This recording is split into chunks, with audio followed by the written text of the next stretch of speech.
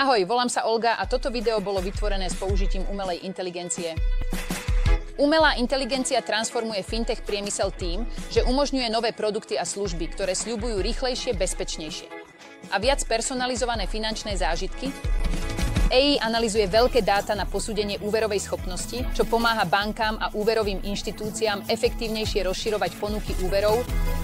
Roboporadcovia poháňaní AI poskytujú prispôsobené investičné a portfóliové poradenstvo, zatiaľ čo monitorovanie transakcií v reálnom čase pomáha odhaľovať podvody a pranie špinavých peňazí. AI tiež umožňuje spoločnostiam lepšie porozumieť správaniu zákazníkov, čo umožňuje vytváranie personalizovaných finančných produktov a služieb. Avšak, ako sa AI stále viac integruje do fintechu, je kľúčové vytvoriť silný právny rámec na zabezpečenie spoľahlivosti, bezpečnosti a súkromia údajov zákazníkov. Sú potrebné jasné regulácie na zaručenie transparentnosti v procesoch rozhodovania AI, aby sa zabezpečilo, že spotrebitelia sú spravodlivo a eticky ošetrovaní. To zahŕňa ochranu osobných údajov a prevenciu diskriminácie. Aby AI mohla bezpečne prosperovať vo fintechu, je nevyhnutná správna právna regulácia.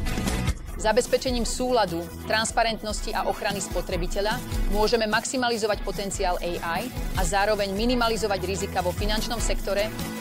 Kontaktujte Crowdy od AI, aby ste zistili, ako môže byť umelá inteligencia integrovaná do vášho fintech podnikania.